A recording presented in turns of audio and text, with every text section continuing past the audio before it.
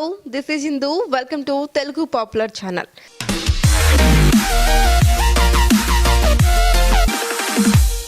ఈరోజు నేను ఒక స్పెషల్ గెస్ట్తో మీ ముందుకు వచ్చేసాను. ఎవరా అనుకుంటున్నారా?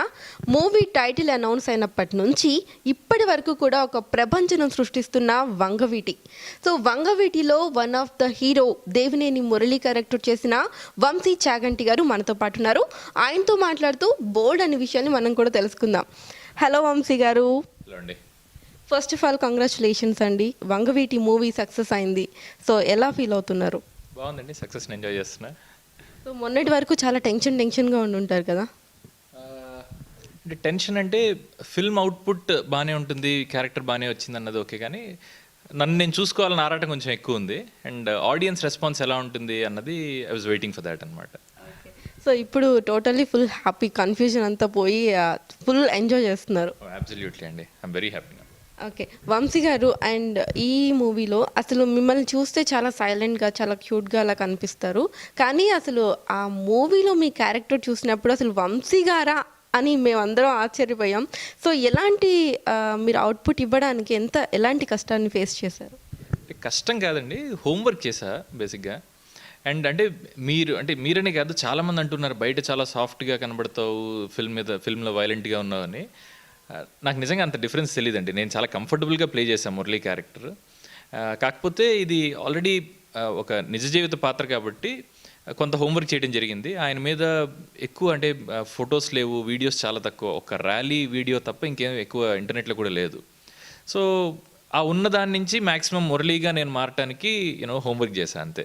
వంశీ గారు అలాగే, సో ఇప్పటి వరకు మనం చాలా సీరియస్గా మాట్లాడేసుకున్నాం. సో ఇప్పుడు కొంచెం మీ చిన్నప్పటి లైఫ్కి వెళ్ళాలని నాకు అనిపిస్తుంది. సో ఇప్పుడు మీరు చూడటానికి గడ్డం పెంచుకున్న కాంప్లైంట్ బాగా కనిపిస్తున్నారు. సో కాలేజ్ లైఫ్ గురించి చెప్పండి. కాలేజ్ లైఫ్ అంటే ఇంజనీరింగ్ గుంటూరులో చేశానండి, RVRNJC కాలేజ్ ఆఫ్ ఇంజనీరింగ్ అని, కంప్యూటర్ సైన్స్. బాగుండేది కాలేజ్ లైఫ్, ఎంజాయ్ చేసేవాడిని. ఫ్రెండ్స్ రకరకాలుగా ఉండేవాళ్ళు. అండ్ ఏ శుక్రవారం దాదాపు కాలేజ్కి వెళ్ళలేదు, మూవీ రిలీజెస్ ఉంటాయి కదా ఆ రోజు. So I enjoyed my college life. బాగుండేది, అంటే నాకు నచ్చినట్టు నేను ఉంటానండి జనరల్గా. That's my philosophy of life. కాలేజ్లో అయినా అలానే ఉండేవాడిని. Active member in cultural committee అనమాట. సో ఇంటర్ కాలేజ్ కాంపిటీషన్స్ అయినా సరే, ఎప్పుడైనా సరే యాక్టివ్గా ఉండేవాడిని. దానివల్ల అటెండెన్స్ ఇటు అటు అయినా సరే కొంచెం మేనేజ్ చేసుకునేవాళ్ళు లెక్చరర్లు. ఓకే, సో ఎవరైనా మీకు ప్రపోజ్ చేశారా? లేదండి, అంటే నేను పెద్దగా అమ్మాయిలతో పెద్దగా మాట్లాడే రకం కాదు. బట్ ఒక అమ్మాయి కనెక్ట్ అయింది, ఆ అమ్మాయిని పెళ్లి చేసేసుకున్నాను. సో అంతేనా? చాలా సింపుల్గా. సో మీకెవరు నచ్చలేదా కాలేజ్లో? లేదండి, అసలు ఇంటరాక్షనే తక్కువ అండి. అసలు అమ్మాయిలతో అసలు దాదాపు మాట్లాడేవాడిని కాదు. ఈవెన్ మై వైఫ్ సమత, మా ఇద్దరం క్లాస్మేట్స్ అయినా సరే నేను ఆల్మోస్ట్ థర్డ్ ఇయర్ ఆఫ్ ఇంజనీరింగ్లో మాట్లాడా. ఓ, లవ్ మ్యారేజ్ మీది. సో ఇప్పటి వరకు వంశీ గారికి పెళ్ళి అవ్వలేదని అందరూ అనుకుంటున్నారు. దీనేమో నేను దాచిపెట్టి ఉంచిన విషయం ఏం కాదు. ఓకే, నాకు పెళ్ళైందన్న విషయం ఎప్పుడూ అంటే అవకాశం దొరికినప్పుడు లేదా ఎవరైనా అడిగినప్పుడు డెఫినెట్గా చెప్తాను. నాకు 2 పిల్లలు కూడా ఉన్నారు. సూపర్. సో చక్కగా లవ్ చేశారు, పెళ్లి చేసుకున్నారు. సో హ్యాపీ లైఫ్ అనమాట. సో అలాగే సక్సెస్ కూడా వచ్చేసింది. అలాగే వంశీ చాగంటి అనగానే చాగంటి కోటేశ్వరరావు గారు గుర్తొచ్చేస్తారు. సో ఏంటి అంటే ఏదన్నా రిలేషన్ ఉందా ఏంటి? ఏం లేదండి, రిలేషన్ ఏం లేదు. బట్ అంటే ఒకప్పుడు చాగంటి సోమయాజులు గారు చాసో అని ఫేమస్ రైటర్ ఉండేవాళ్ళు. ఆయన బొండుమల్లెలు, ద వయలిన్ అని కొన్ని మంచి రైటప్స్ రాసేవాళ్ళు, షార్ట్ స్టోరీస్ లాంటివి. బట్ ఈ రోజుల్లో చాగంటి కోటేశ్వరరావు గారు ఈజ్ మోర్ పాపులర్. కానీ అంటే నాకు పర్సనల్గా అసలు ఆయన పరిచయం కూడా లేదు. ఓకే, అండ్ అలాగే ఫస్ట్ RGV గారు మీకు క్యారెక్టర్ చెప్పగానే అసలు ఎలా ఫీల్ అయ్యారు? సో ఎలా అనిపించింది? నాకు సెట్ అవుతుంది అని అనిపించిందా? అంటే ఆయన నాకు చెప్పడం కాదండి, నేనే యాక్చువల్గా ఆయన అప్రోచ్ అయ్యాను. ఈ ఫిల్మ్ అనౌన్స్ అయిన తర్వాత I wanted to meet him అనమాట. నాకు యాక్చువల్గా విజయవాడ నేపథ్యంలో ఒక మూవీ చేయాలని ఎప్పటి నుంచో ఉంది. సో అలా నేను ఐ కాంటాక్టెడ్ హిమ్. అండ్ ఆయన మురళీగా నువ్వు చేస్తే బాగుంటుంది అని నాకు చెప్పడం జరిగింది. అప్పటికి నాకు మురళీ గురించి పెద్దగా తెలియదు. బట్ అంటే ఎక్కడో వేగ్ ఐడియా ఉంది. నేను అంటే అంతకుముందు విజయవాడలో కొన్నాళ్ళు ఉన్నాము, కంకిపాడని, విజయవాడ అవుట్స్కట్స్లో ఊరనమాట. సో అక్కడ ఉండేటప్పుడు కొన్ని బస్ షెల్టర్స్ దగ్గర గట్రా కొన్ని చూసేవాళ్ళం, దేవినేని మురళీ గారి జ్ఞాపకార్థం అని. అండ్ ఆయన జయంతికి, వర్ధంతికి ర్యాలీస్ ఏవో జరుగుతూ ఉండేవి. సో అలా ఒక వేగ్ ఐడియా ఉంది. అసలు అంటే చాలా కొన్ని నెగిటివ్ టాక్స్ కూడా వస్తున్నాయి కదండి. సో అండ్ వంగవీటి అనేది ఒక జరిగిన స్టోరీ, రియల్ స్టోరీ. సో కొంతమంది రియల్ స్టోరీని మార్చేశారు అంటున్నారు, కొంతమంది రియల్ స్టోరీని చాలా బాగా తీశారు అంటున్నారు. సో ఇలాంటి వివాదాలు చాలా వస్తున్నాయి. సో మీరేమంటారు ఈ వివాదాల గురించి? ఈ ఫిల్మ్ అంటే బిగినింగ్లోనే చెప్తారండి, అంటే వాస్తవ సంఘటనల ఆధారంగా తీసుకుని యూనో సినిమాటిక్గా తీసిన సినిమా ఇది. ఓకే, అంతే తప్ప ఇది ఒక డాక్యుమెంటరీ అయితే కాదు. సో పాత్రలు అవి ఉంటాయి, కానీ సినిమాటిక్ లిబర్టీస్ కొన్ని ఉంటాయి, దాన్ని తీసుకుని చేసిన సినిమా ఇది. అండ్ వివాదాలు అంటారా, అంటే బేసిక్ వివాదం, అంటే వివాదం కూడా కాదు, దట్స్ ఎ కంప్లైంట్. అంటే రంగా గారిని సరిగ్గా చూపించలేదు అన్నది ఒక కంప్లైంట్. అంటే దాన్ని నేను ఎలా అర్థం చేసుకుంటా అంటే, నా పర్సనల్ ఫ్రెండ్ రంగా గారికి విపరీతమైన అభిమానులు ఉన్నారండి, అంటే వీర అభిమానులు అన్నారు వాళ్ళని. సో వాళ్ళ ఎక్స్పెక్టేషన్ ఏంటంటే 2.5 గంటలు 2 గంటల 20 నిమిషాల సినిమాలో ఎంతసేపు రంగా గారి గురించి చూపిస్తే వాళ్ళకి అంత బాగుంటుంది ఆబ్వియస్గా. అది అందులో తప్పు పట్టడానికి కూడా ఏం లేదు. కానీ అంటే సినిమా ఒకే పాత్ర మీద పూర్తిగా నడవటం అంటే సినిమాటిక్గా కరెక్ట్ కాదని డైరెక్టర్కి అనిపిస్తుంది కదా. సో ఆ డైరెక్టర్ తీసుకున్న సబ్జెక్ట్లో ఆ రంగా గారిది మేజర్ పార్ట్ ఉంటుంది, బట్ మిగిలిన పాత్రలు కూడా ఉంటాయి. సో అది డైజెస్ట్ చేసుకోవటం ఒక సెట్ ఆఫ్ ఆడియన్స్కి కొంచెం ఇబ్బందిగా అనిపించి ఉండొచ్చు. అంతకు మించి సినిమాలో ఒకరిని ఎక్కువగా చేసి చూపించడం కానీ ఒకరిని తక్కువగా చేసి చూపించడం కానీ ఖచ్చితంగా జరగలేదు. మీరు సినిమా చూసారు కాబట్టి మీకు తెలుస్తుంది. అంటే రంగా గారిని ఎక్కడ కించపరచడం అలాంటిది ఖచ్చితంగా లేదు. బట్ అభిమానుల ఎక్స్పెక్టేషన్స్కి అంత ఉండదు కదా. సో ఆ డిఫరెన్సెస్ తప్ప అదర్వైజ్ సినిమా డెఫినెట్గా రామ్ గోపాల్ వర్మ గారి వల్లే ఆడుతుందంట నేను. అంటే వివాదాల వల్ల సినిమాలు ఆడతాయని నేనైతే నమ్మను పర్సనల్గా. అండ్ ఆర్టిస్ట్ పర్ఫార్మెన్స్ వల్ల సినిమాకి యాడ్ అవుతుందే తప్ప it is basically directors film అండి. సో ఈ ఫిల్మ్ ఏమైనా సక్సెస్ అవుతుంది, ఈ రోజున సక్సెస్ఫుల్గా రన్ అవుతుంది అంటే that is definitely because of Ram Gopal Varma గారు. సో ఇక ఆర్జీవి గారి గురించి మాట్లాడినట్లయితే, సో ఆయన గురించి మనం ఇంకా అంటే ఆల్మోస్ట్ ఆయన గురించి అందరికీ తెలిసిన విషయమే. కొంచెం కొంతమంది ఏమో చాలా ఆయనకి షార్ట్ టెంపర్ ఎక్కువ అంటుంటారు. సో ఇలాంటివన్నీ ఆర్జీవి గారు ఎవరి మాట వినరు, సో ఇలాంటివి ఉంటాయి కదా. సో ఆయనతో పర్సనల్లీ మీకు వర్క్ చేస్తున్నప్పుడు కానీ ఫస్ట్ మాట్లాడినప్పుడు కానీ ఎలా అనిపించింది? మీరు 2 విషయాలు చెప్పారు, 2 తప్పండి. ఆయనకి షార్ట్ టెంపర్ లేదు, ఎదుటి మనిషి మాట వినకపోవటం అన్నది కూడా లేదు. ఈ 2 ఆస్పెక్ట్స్ చెప్తా. ఆయన ఒక యాక్టర్కి ఎంత స్పేస్ ఇవ్వాలో అంత స్పేస్ ఇస్తారండి. ఓకే, మేము ఫిల్మ్ చేస్తున్నప్పుడు కూడా నా పాత్ర నాకు అర్థమైంది అని ఆయనకి ఒకసారి ఒక కాన్ఫిడెన్స్ వచ్చిన తర్వాత నా స్పేస్ నాకు ఇచ్చేసేవాళ్ళు. ఓకే, కంటెంట్ ఇది, డైలాగ్ ఇది, నువ్వు నాకంటే నువ్వు మురళిని ఎక్కువ అర్థం చేసుకుంటూ ఉన్నావు ఇప్పుడు. అంటే నాకైతే 10 పాత్రలు ఉంటాయి, నీకు ఒకటే పాత్ర మురళి, అది నువ్వు అర్థం చేసుకున్నావు కాబట్టి నువ్వు ఏం బెస్ట్ ఇస్తావో అది ఇవ్వు అన్న ఫ్రీడమ్ అయితే ఇచ్చారు. సో ఎదుటి మనిషి మాట వినకపోవటం అన్న పాయింటే లేదు. ఇంకొకటి షార్ట్ టెంపర్ అంటారా, అది నేనైతే ఎప్పుడు చూడలేదండి. హీజ్ ఎక్స్ట్రీమ్లీ ఫ్రెండ్లీ అండ్ అంటే ఎంత కాన్ఫిడెన్స్ ఇచ్చేవాళ్ళు అంటే ఎడిట్ అయిన తర్వాత ఒక్కొక్క సీన్ చూసుకున్న తర్వాత ఆయనకి ఏమాత్రం పాజిటివ్గా అనిపించినా, ఇది బాగా చేసావు అని ఆయనకి అనిపించినా సరే, ఇతను బాగా చేశాడని అనిపించినా ఇమ్మీడియట్గా నాకు కానీ మిగిలిన యాక్టర్స్ కానీ ఆయన కాల్ చేసి లేదా టెక్స్ట్ పెట్టి మాలో ఉన్న కాన్ఫిడెన్స్ లెవెల్స్ డెఫినెట్గా ఇంప్రూవ్ చేస్తూ ఉండేవాళ్ళు. So is a wonderful person. So అది మాకు తెలుసు, బట్ బయట వస్తున్న టాక్ గురించి నేను జనరల్గా అడిగాను అనమాట. అంటే బయట వస్తున్న టాక్ అంటే ఆయన ట్విట్టర్ని చాలామంది బేస్ చేసుకుని చెప్తుంటారు తప్ప when it comes to work he's an amazing గా అండి. నాకు అంటే ట్విట్టర్ అంటే అందులో ఉన్న ఫన్ని అర్థం చేసుకుంటే ఫన్గా అనిపిస్తుంది, లేదు సీరియస్గా తీసుకుంటే అది ఇంకొక రకంగా అనిపిస్తుంది అంతే. సో అండ్ అలాగే లొకేషన్స్ అన్నీ కూడా ఎక్కడెక్కడ తీసారండి? చాలా లొకేషన్స్ చేసామండి. అంటే ముంబై, పూణే, వైజాగ్, రాజమండ్రి, ఆత్రేయపురం, విజయవాడ, ఏలూరు, నాకు గుర్తున్నంత వరకు ఏలూరులో మేజర్ పార్ట్ తీసాం అనమాట. అంటే ఒకప్పటి విజయవాడని రీఎస్టాబ్లిష్ చేయాలంటే ఇప్పుడు ఏలూరు దగ్గరగా ఉందన్నమాట. సో ఏలూరులో మేజర్ పార్ట్ చేసామండి. అండ్ అలాగే మీతో పాటు చేసిన మిగతా వాళ్ళందరి గురించి కూడా చెప్పండి. అంటే ఆల్మోస్ట్ అందరూ నాకు ఫస్ట్ టైం పరిచయం అని అనుకోవచ్చు, అంటే ఒక్కరిద్దరు ఆర్టిస్ట్ తప్ప.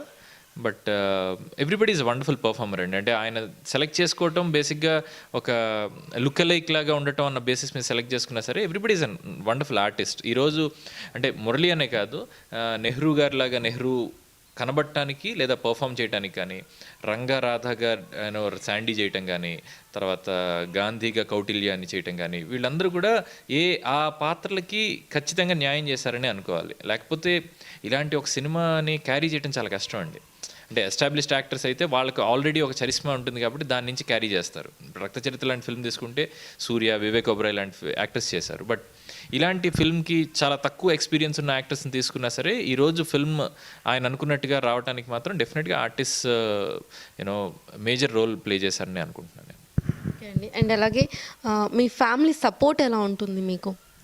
సపోర్ట్ లేకుండా ఈరోజు యూనో ఇలాంటి అంటే తెలియని ఒక ఫీల్డ్లోకి ఎంటర్ అయ్యి ముందుకు వెళ్ళడం ఈజ్ ఇంపాసిబుల్ అండి. అబ్సల్యూట్గా సపోర్ట్ ఉండబట్టే ఈరోజు మళ్ళీ సక్సెస్ చూడగలిగాం. సో అలాగే నెక్స్ట్ ఇంకా ఏమైనా మూవీస్ చేయబోతున్నారా? ఆల్రెడీ రన్నింగ్ ప్రాజెక్ట్స్ ఏమున్నాయి? రన్నింగ్ ప్రాజెక్ట్స్ ఏం లేవండి. నేను ఆల్రెడీ చేసిన ఫిల్మ్ ఒకటి ఉంది పేరెంట్స్ అని, అది కొన్ని యూనో అన్ఫార్చునేట్ రీజన్స్ వల్ల డిలే అయింది రిలీజ్. అండ్ ఇప్పుడు వంగవీటి వేడి వల్ల అంటే వంశీ చాగంటి పేరు బాగా తెలుస్తుంది కాబట్టి it will be easy, release కొంచెం ఈజీ అవుతుంది. నెక్స్ట్ ఒక ఫ్యూ మంత్స్లో ఆ రిలీజ్ ఉంటుంది. అండ్ జాన్లో కానీ ఫిబ్రవరిలో కానీ నెక్స్ట్ ప్రాజెక్ట్ స్టార్ట్ చేస్తున్నాం అనమాట. ఓకే. సో ఫస్ట్ టైము ఇన్నోసెంట్గా చూసాము, ఇప్పుడేమో కొంచెం వైల్డ్ యాంగిల్లో చూసాము. సో ఇప్పుడు నెక్స్ట్ అంటే ఎలా చూడబోతున్నాం? పేరెంట్స్ వరకు అయితే మాత్రం ఇట్స్ ఏ ఫ్యామిలీ డ్రామా అండి, రోడ్ మూవీ అది. అంటే సెన్సిటివ్ ఫిల్మ్ అది. బట్ నెక్స్ట్ షూట్ స్టార్ట్ చేసే ఫిల్మ్ మాత్రం కొంచెం ఇంటెన్స్గానే ఉంటుంది. అంటే వంగవీటి వేడిని నెక్స్ట్ లెవెల్కి తీసుకెళ్లేలాగే ఉంటుంది. ఓకే. సో వంగవీటి వేడిని ఇంకొంచెం వేడిని ఇంకో నెక్స్ట్ లెవెల్లో మేము చూడబోతున్నాం. ఫస్ట్ ఆర్జీవి గారు మీకు ఈ క్యారెక్టర్ చెప్పినప్పుడు ఎలా ఫీల్ అయ్యారు? అండ్ ఈ క్యారెక్టర్ నాకు సెట్ అవుతుంది అని మీకు అనిపించిందా? అంటే నా అంతా నేనే అప్రోచ్ అయ్యానండి వర్మ గారిని. ఈ ఫిల్మ్ అనౌన్స్ చేసిన తర్వాత నేను ఆయన్ని కాంటాక్ట్ చేయడం జరిగింది. అండ్ కొన్ని వీడియోస్ సేవ్ చేసి పంపించాను అనమాట. అయితే అప్పుడు ఆయన నాకు మురళీ గురించి చెప్పడం జరిగింది. అండ్ నువ్వు మురళీగా చెయ్యి అన్నారు. అప్పటికి నాకు మురళీ గురించి పెద్దగా తెలియదు. సో అప్పుడు నేను కొంచెం నా రీసెర్చ్ అది నేను చేయడం మొదలుపెట్టాను, కొంతమంది జర్నలిస్టులతోటి మాట్లాడి. అండ్ యూట్యూబ్లో ఒకే ఒక వీడియో ఉంటుంది, యాజ్ ఐ సెడ్, ఆయన ర్యాలీకి వెళ్ళే వీడియో అనమాట. సో దాని నుంచి చూసి ఆయన బాడీ లాంగ్వేజ్ కాస్త యూనో నాలో పెట్టుకోవడానికి ట్రై చేశా. అండ్ నాకు బేసిక్గా ఇంటెన్స్ ఫిల్మ్స్ అంటే ఇష్టం, ఇంటెన్స్ క్యారెక్టర్స్ ఇష్టం. సో దానికి దగ్గరగా ఉంది ఇది. అండ్ మీ ఫ్యామిలీ బ్యాక్గ్రౌండ్ గురించి చెప్పండి. ఫిల్మీ బ్యాక్గ్రౌండ్ లేదండి అసలు. అంటే నాన్నగారు ఎస్బీఐలో వర్క్ చేసి రిటైర్ అయ్యారు. అమ్మ హౌస్ వైఫ్, అక్కయ్య అన్నయ్య, నేను. అక్క యూఎస్లో ఉంటుంది, అన్నయ్య లండన్లో ఉంటాడు, నేను ఇక్కడ. అండ్ అంతే. అంటే ఫ్యామిలీలో అసలు తెలిసిన వాళ్ళు కూడా ఎవరు ఫిల్మ్ ఇండస్ట్రీలో లేరు.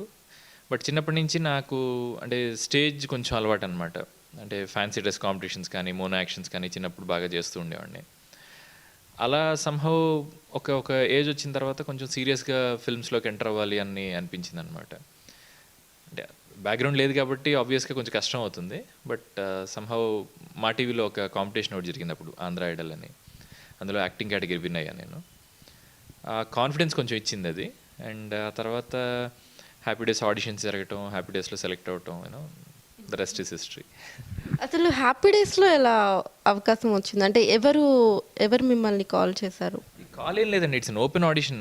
అంటే కొన్ని వేల మంది దానికి అప్లై చేశారు. నేను కూడా అలా వెళ్ళి ఆడిషన్ ఇచ్చాను.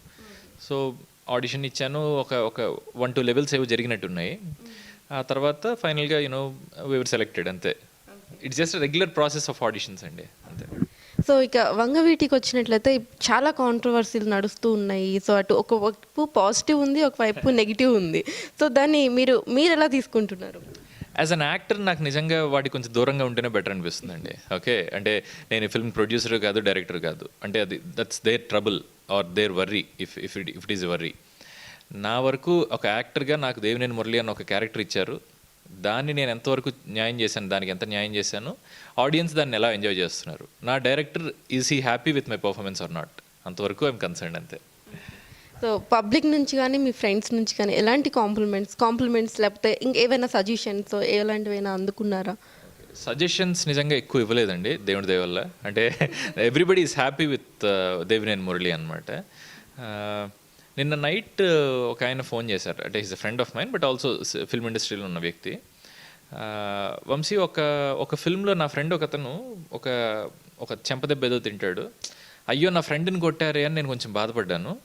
బట్ ఈ ఫిల్మ్ చూస్తున్నప్పుడు నీ క్యారెక్టర్ చనిపోతున్నా సరే క్యారెక్టర్ మీద సింపతి వచ్చింది తప్ప నాకు వంశీ కనబడలేదు అన్నాడు. So that's great compliment.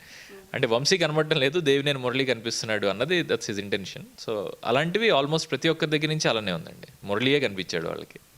Super అండి. అండ్ అలాగే ఇఫ్ యూ డోంట్ మైండ్ అడగచ్చో లేదు నాకు తెలీదు, సో మీ క్యాస్ట్ నిజంగా అవసరమా క్యాస్ట్ల గురించి మనకి? Is it really needed? అంటే సో బ్రాహ్మణ్ అనేది మాకు కొంచెం అర్థమవుతుంది. సో చాగంటిలో there are Reddys, there are Kammas, there are Brahmans and I'm a Brahman. Okay. Super. అంటే కొంచెం బ్రాహ్మిన్స్ అనగానే కొంచెం దూరంగా ఉంటారు. సో అండ్ అలాగే ఇందులో దూరంగా ఉంటారు ఇండియా. అంటే ఫిలిమ్స్ సమ్ అలాంటివి కొంచెం ఉంటారు కదా. అవును. ఓకే అండి. సో అండ్ అలాగే ఈ ఫిలింలో చూసినట్లయితే సో మొత్తం బ్లడ్, మర్డర్స్, కత్తి. సో ఫస్ట్ టైం నాకు తెలిసి మీరు ఫస్ట్ టైం అవన్నీ దగ్గర నుంచి చూసుంటారు. ఇట్స్ బేసికలీ యాక్టింగ్ అండి. అంటే నిజంగా మర్డర్లు అయితే చేయలేదు కదా సినిమాలు చేస్తున్నప్పుడు. ఒక యాక్టర్గా అంటే బ్లడ్ చూసి భయపడిపోయేటట్టు అయితే ఇంకా యాక్టింగ్ చేసే పాయింట్ ఏంటండి. It's just character that. Okay. ఎందుకంటే మిమ్మల్ని మేము హ్యాపీ డేస్లో చాలా చాలా ఇన్నోసెంట్ బాయ్ లాగా మేము చూసాము. సో ఇందులో ఒక్కసారిగా ఒక పవర్ఫుల్ క్యారెక్టర్లో చూసాము. సో అంటే మేము అలా మీరు ఎలా ఫీల్ అయి ఉంటారు, మీ ఫీలింగ్స్ తెలుసుకోవాలని మేము ఎగ్జైటింగ్గా ఉన్నాం అనమాట. అంటే నిజంగా చెప్తున్నా, నాకు హ్యాపీ డేస్లో ఉన్న క్యారెక్టర్కి దీనికి క్యారెక్టర్లో డిఫరెన్సెస్ తప్ప నా ఎఫర్ట్స్లో డిఫరెన్స్ ఉండదు, నా కంఫర్ట్ జోన్లో డిఫరెన్స్ ఉండదు. నాకు ఒక క్యారెక్టర్ ఛాలెంజింగ్గా అనిపిస్తే I would like to play that character, అంతే. సో నాకు ఈ ఫిల్మ్ చేస్తున్నప్పుడు Devineni Murali is a challenge. ఎందుకంటే ఒక రియల్ లైఫ్ క్యారెక్టర్ అండ్ చాలామందికి is a hero. Okay, Vijayawada చుట్టుపక్కల ప్రాంతాలకు కానీ ఆ నేపథ్యం తెలిసిన వాళ్ళకి Devineni Murali was a hero, is a hero ఇప్పటికీ. అలాంటప్పుడు ఒక బాధ్యత అయితే నా మీద ఉంటుంది. సో దాన్ని ఎంతవరకు నేను చెయ్యాలి అన్నదే చూసుకున్నా. అంతకుమించి ఎవ్రీ క్యారెక్టర్ ఇస్ డిఫరెంట్ అండి. ఏ యాక్టర్కైనా సరే 10 సినిమాలు చేస్తే 10 క్యారెక్టర్లు ఉంటాయి. ఏ క్యారెక్టర్ చేస్తున్నప్పుడు దానికి తగ్గట్టుగా బిహేవ్ చేయటం కానీ యాక్ట్ చేయటం కానీ దట్స్ బేసిక్స్ ఆఫ్ యాక్టింగ్ అది. బట్ మీకు అంటే చాలా కాంట్రాస్ట్ కనబడటం వల్ల happy days is successful film, Vangaveeti is successful film, ఈ రెండిట్లో చాలా డిఫరెంట్గా కనబడటం వల్ల అలా ఉందేమో కదా. నాకు ఇట్స్ వెరీ కంఫర్టబుల్ అండి దేవినేని మురళిగా చేయటం. ఐ ఎంజాయ్డ్ ఇట్ అండ్ అది పెద్ద ప్రెషర్ అయితే కాదు నాకు. మేము థియేటర్లో చూసినప్పుడు అనుకున్నాం చాలా నిజంగానే అక్కడ మాకు దేవినేని మురళినే కనిపించేశాడు అనమాట. సో అంత వండర్ఫుల్గా చేశారు. And some funny questions I ask. Your favourite hero? Kamal Haasan అండి. హీరోయిన్? అది మారుతూ ఉంటారండి. అండి. సో అలాగే మీకు నచ్చిన క్యారెక్టర్ ఏంటి? అంటే ఏ ఫిల్మ్? నా ఫిల్మ్స్ అంటున్నారా లేకపోతే జనరల్గా? జనరల్గా అంటే ఈ క్యారెక్టర్ నేను చేయాలి అనుకుంటున్నా క్యారెక్టర్. ఓ అంటే చాలా ఫిల్మ్స్ ఉంటాయండి. నాకు విశ్వనాథ్ గారి సినిమాలు చాలా ఇష్టం. అందులో ప్రతి ఫిల్మ్లోనే అసలు యాక్ట్ చేయాలన్న కోరిక కలుగుతుంది అవి చూస్తూ ఉంటే. అంటే సాగర్ సంగమం లాంటి సినిమాలు, స్వాతికిరణ్ లాంటి ఫిల్మ్స్ అండ్ బెన్హర్ లాంటి ఫిల్మ్స్ చాలా ఇష్టం నాకు. తర్వాత సంజలీలా బన్సాలి ఫిల్మ్స్ చాలా ఇష్టం. రామ్లీలా కానీ తర్వాత బాజీరావ్ మస్తానీ కానీ. That's a lot of intensity in the characters అనమాట. సో అలాంటి ఫిల్మ్స్లో లీడ్స్గా I really like to work in such films. Vamsi garu, మరి ఈ మూవీలో నుంచి మీ ఫేవరెట్ డైలాగ్ ఒకటి మా కోసం చెప్తారా? నమస్తే అండి, నన్ను మురళి అంటారండి. అదే మీ పెళ్ళి దగ్గరుండి జరిపించాడే గాంధీ, నేను ఆయన తమ్ముడినండి. మీ పెళ్ళిలో నేను కూడా పాట పాడుతూ డ్యాన్స్ చేశానండి. మాది చాలా పద్ధతైన కుటుంబం అండి. మేమేం చేసినా చెప్పే చేస్తామండి. మిగిలిన సినిమాలో చూడాలండి. సూపర్ అండి, super. Thank you so much. Vamsi garu, Vangaveeti మూవీతో ఇంత స్టార్డమ్ వస్తుందని మీరు అనుకున్నారా? లేకపోతే ఆర్జీవి గారు ఆయనకి బుద్ధి పుట్టినప్పుడల్లా ఒక సినిమా తీసేస్తూ ఉంటారు. సో అలాంటి మూవీస్లో ఇది కూడా ఒకటి అవుతుంది అనుకున్నారా? ఓకే, ఇంత స్టార్డమ్ అంటారా? అంటే స్టార్డమ్ గురించి ఎక్కువ ఆలోచించలేదండి నిజంగా. నాకున్న ఒకే ఒక్క టార్గెట్, వర్మ గారు ఒక నమ్మకం, అంటే సచ్ ఎ వండర్ఫుల్ డైరెక్టర్, ఒక నమ్మకంతో ఒక రియలిస్టిక్ క్యారెక్టర్ ఇచ్చారు, అంటే రియల్ లైఫ్ క్యారెక్టర్ ఇచ్చారు. ఆయనకి దేవినేని మురళిని ఇవ్వాలి అని అనుకున్నానండి. అదొక్కటే టార్గెట్. మిగిలిన వాటి గురించి అసలు ఆలోచించలేదు. ఐ వాజ్ లీస్ట్ బాదర్డ్ అనమాట.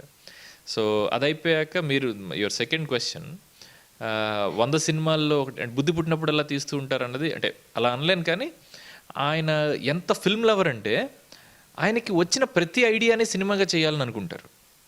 ఓకే, అది బేసిక్ పాయింట్ ఏంటంటే ఆయనకు వచ్చిన ప్రతి ఆలోచనని సినిమాగా తీయాలనుకోవటం వల్ల అంటే కొన్ని సక్సెస్ అవుతాయి, కొన్ని అవ్వవు, ఇవన్నీ జరుగుతుంటాయి. బట్ ఎప్పుడైతే ఇలాంటి ఒక రియల్ లైఫ్ క్యారెక్టర్స్ని కానీ ఇన్సిడెంట్స్ కానీ తీసుకుని ఫిల్మ్ చేస్తారో, రక్త చరిత్రలు కానీ, వీరప్పన్ కానీ, సర్కార్ కానీ, ఈ ఫిల్మ్స్ చేసినప్పుడు ఎప్పుడు కూడా ఆయన బెస్ట్ బయటకు వస్తుంది అన్నది మాత్రం ఎవ్రీబడి షుడ్ యాక్సెప్టెడ్. సో అలానే వంగవీటి చేస్తున్నప్పుడు నుంచి ఈయన డెఫినెట్గా సీరియస్గా అయితే చేస్తున్నారు ఈ ఫిల్మ్.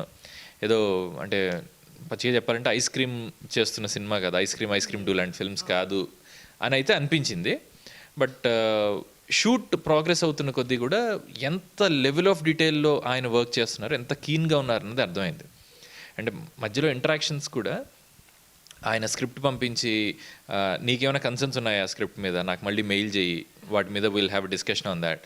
ఇవి జనరల్గా ఆయనకి చేయాల్సిన అవసరం లేదు. యూనో ఆయనకున్న సీనియారిటీకి లేకపోతే ఆయనకున్న బ్రెయిన్స్కి ఒక యాక్టర్ దగ్గర నుంచి ఫీడ్బ్యాక్ తీసుకోవాల్సిన అవసరం డెఫినెట్గా లేదు. But he's two keen on Vangaveeti. ఈ ఫిల్మ్ ఎలా అయినా సరే ఒక మంచి ఫిల్మ్గా చేయాలి అని అనుకున్నారు. సో అది నాకు ముందు నుంచే తెలుస్తుంది, అంటే వంగవీటి ఆషామాషిగా తీసి వదిలేసే సినిమా అయితే కాదు అని. So I was enjoying that.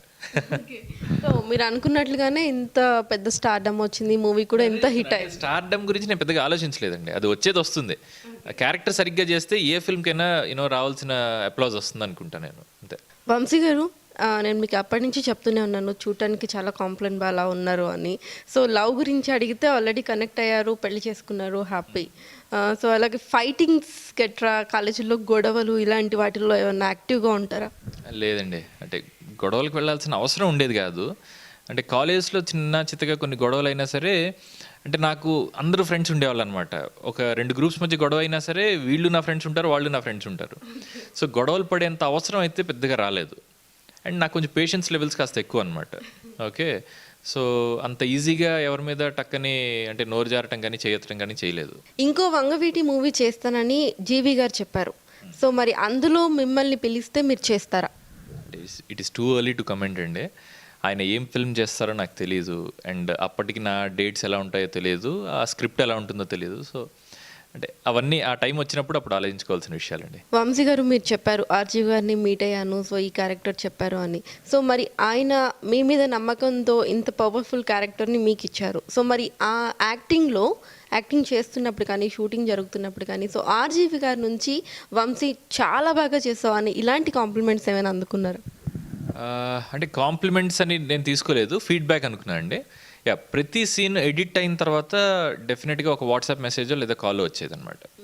అది ఆల్మోస్ట్ అంటే ఫస్ట్ స్కెడ్యూల్ నుంచి అది జరుగుతూనే ఉంది. అండ్ అదే చెప్తున్నా కదా ఇందాక, అదే కాన్ఫిడెన్స్ బూస్టర్ అండి నాకు. అంటే మనం ఒక క్యారెక్టర్ చేస్తున్నప్పుడు నేను ఎలాంటి వాడిని అంటే నేను మానిటర్ కూడా చూడను అనమాట. సో టేక్ అయిన తర్వాత అది డైరెక్టర్స్ జాబ్, అది యాక్టర్స్ జాబ్ కాదు. సో ఏదైనా అవసరం అయితే ఆయనే పిలిచి చూపిస్తారు, డైరెక్టర్ చూపిస్తారు, మానిటర్ అన్న లెక్కలో ఉంటా. సో నేను ఫస్ట్ ఫిల్మ్ చూసుకోవటం కూడా ఓన్లీ అంటే డబ్బింగ్ థియేటర్కి వెళ్ళి చూస్తాను అనమాట నా పార్ట్. బట్ అదర్వైజ్ ఈ మధ్యలో ఏదైతే ఆయన ఫోన్ కాన్వర్జేషన్స్ ఉన్నాయో అవి డెఫినెట్గా నాకు చాలా కాన్ఫిడెన్స్ని పెంచాయి అనమాట. అంటే ఎప్రిషియేషన్ డెఫినెట్గా ఉందండి, బట్ దాన్ని నేను ఫీడ్బ్యాక్ లాగా తీసుకున్నా. ఎప్రిసియేషన్ అని తీసుకుంటే మళ్ళీ కొమ్ములు వచ్చే అవకాశం ఉంటుంది. అలాగే ఈ మూవీలో ఏదైనా వర్స్ట్ ఎక్స్పీరియన్స్ ఏమైనా ఉందా ఫేస్ చేసింది? అంటే వర్స్ట్ అని కాదు, అంటే వర్స్ట్ ఎక్స్పీరియన్స్లు డెఫినెట్గా లేవు, బ్యాడ్ ఎక్స్పీరియన్సెస్ లేవు. Worst is big word. కానీ I had some tough times అనమాట. పర్టికులర్గా ఒకటి 2 పాటల్లో, మరణం అతి తథ్యం పాటలో మేడ పైన నైట్ ఒక కర్ర పట్టుకుని కొడుతూ ఉండేది ఉంటుంది. అది అంటే మీకు చూడటానికి ఒక 2-3 ఫ్రేమ్స్, ఐ మీన్ 2-3 షార్ట్స్ మాత్రమే పడ్డాయి అందులో ఫిల్మ్లో. బట్ ఒరిజినల్గా ఏంటంటే ఆ కర్రతో ముందు మెల్లగా మొదలుపెట్టి పేస్ పెంచుతూ ఆఖరికి కర్ర చీలి విరిగిపోవటం, చీలటం ఏదో చేయాలన్నమాట, అవ్వాలి. అది చేస్తున్నప్పుడు ఆల్మోస్ట్ చెయ్యి కోసుకుపోయి రక్తాలు వచ్చేసాయి అనమాట. బట్ అది ఎవరికి అర్థం కాదు, అర్థం అవ్వాల్సిన అవసరం కూడా లేదు. ఎందుకంటే షూట్కి ఏది కావాలో అది ఇవ్వాలి నేను. అది దాదాపు అంటే డిఫరెంట్ కెమెరా యాంగిల్స్ కోసమో లేకపోతే ఫర్ వేరియస్ రీజన్స్ ఆల్మోస్ట్ ఒక 10 సార్లు చేయాల్సి వచ్చిందనమాట. So I had very tough time. అంటే ఒకవైపు రక్తం కారిపోతుంది, నేను అలా అని ఇంకో రోజు చేసే పరిస్థితి కాదు, ఎందుకంటే ఆ దెబ్బలు తగ్గటానికి ఒక 10-15 రోజులు పట్టింది. సో అదొక్కటి కొంచెం I had some tough time. నిజంగా ఎంత కష్టపడ్డారో అనేది మాకు తెలిసిపోతుంది ఇక్కడ. సూపర్ అండి. వంశీ గారు, అలాగే హ్యాపీ డేస్ తర్వాత వంగవీటికి మధ్యలో చాలా గ్యాప్ వచ్చింది. సో అప్పుడు మీరు ఎలా ఫీల్ అయ్యారు? అంటే కొన్ని ఫిల్మ్స్ చేశానండి మధ్యలో. కాల్ సెంటర్ని ఒక ఫిల్మ్ చేశాను లీడ్గా. తర్వాత శుభప్రద అని విశ్వనాథ్ గారి ఫిల్మ్లో అల్లరి నరేష్ హీరోగా చేశాడు, అందులో ఒక గెస్ట్ అపీరెన్స్ లాంటిది చేశా. అండ్ ఆ తర్వాత పేరెంట్స్ నా ఓన్ ప్రొడక్షన్ స్టార్ట్ చేసి ఫిల్మ్ చేశాను అనమాట. సో పేరెంట్స్ తర్వాత అంటే పేరెంట్స్ రిలీజ్ అవ్వకపోవటం వల్ల కొంత గ్యాప్ తీసుకున్నాను అనమాట. అంటే అవి జస్ట్ చూసి అండి, ఏ సినిమా పడితే ఆ సినిమా చేయకూడదు అంతే. చేసే సినిమా ఏదైనా సరే ఒక యాక్టర్గా నాకు ఒక ప్రాపర్ రికగ్నిషన్ ఇచ్చేలాగా ఉండాలి, నన్ను ఒక మెట్టు ఎక్కించేలా ఉండాలి తప్ప వెనక్కి లాగేలాగా ఉండకూడదు అనుకున్నా. సో అందుకు అంటే కావాలని తీసుకున్నానా అది వచ్చిందా అన్నది నాకు తెలియదు, బట్ గ్యాప్ అయితే వచ్చింది. అండ్ అంటే ప్రేక్షకులు ఇవేం పట్టించుకోరండి బేసిక్గా. ఒక ప్రాపర్ ఫిల్మ్తో వచ్చామంటే ఆ సినిమానే గుర్తుంటుంది. ఇప్పుడు ఫర్ ఎగ్జాంపుల్ అరవింద స్వామి గారు కొన్ని సంవత్సరాల తర్వాత తనియోర్వన్ చేశారు. ఓకే, అంటే మణిరత్నం గారు ఒక ఫిల్మ్ చేశారు, ఆ తర్వాత తనియోర్వన్ చేశారు. ఈరోజు మళ్ళీ ధృవ చేసినప్పుడు అరవింద స్వామి అంటే అరవింద స్వామి అనుకున్నారు తప్ప ఈ మధ్యలో ఏం చేశాడు అతను, ఎందుకు సినిమాలు చేయలేదు, నోబడీ ఈజ్ బాదర్డ్, ఎవరు అంత పట్టించుకోరండి. సో అలానే నాకు ఇప్పుడు హ్యాపీ డేస్, వంగవీటి తర్వాత ఏంటి అన్నదే పాయింట్. సో మీకు చాలామంది స్టోరీస్ చెప్తూ ఉంటారు, చాలా రకాల స్టోరీస్ వింటూ ఉంటారు. సో పర్టికులర్గా ఇప్పుడు మీరు చెప్పారు, సో ఒక స్టెప్ ఎక్కేలా ఉండాలి అని చెప్పారు. సో ఎక్కువ అంటే లవర్ బాయ్గా చేయాలని ఉంటుందా, లేకపోతే ఒక ఫ్యామిలీ ఓరియంటెడ్ చేయాలని ఉంటుందా? ఎలాంటి క్యారెక్టర్ ఎక్కువ ప్రిఫరెన్స్ ఇస్తారు? అంటే నాకు అంటే పర్సనల్ చాయిస్ అయితే నాకు ఆర్టిఫిషియల్ యాక్టింగ్ నాకు పెద్దగా నచ్చదండి. యాక్టింగ్ పరంగా మాట్లాడితే ఏదన్నా కొంచెం యూనో బిలీవబుల్ క్యారెక్టర్స్ చేస్తే బాగుంటుంది అనిపిస్తుంది. బట్ అన్ని రకాల ఫిల్మ్స్ చేయాలని ఉంటుందండి. ఒకటే జానరేకి నేనేం ఫిక్స్ అయ్యి ఉండాలని కాదు. నాకు ఐ లైక్ హ్యూమరస్ ఫిల్మ్స్. అంటే అందులో కూడా సెన్సిబుల్ హ్యూమర్ ఉండాలి. నాకు పర్టికులర్గా అంటే కమల్ హాసన్ గారి ఫిల్మ్స్ అంటే I'm great fan of Kamal Haasan గారు. సో కమల్ హాసన్ గారి ఫిల్మ్స్ కొన్ని ఉంటాయి, తెనాలి, పంచతంత్రం, అలాంటి films I really enjoy them అనమాట. అండ్ అపార్ట్ ఫ్రమ్ దట్ నాకు ఇంటెన్స్ క్యారెక్టర్స్ చాలా ఇష్టం.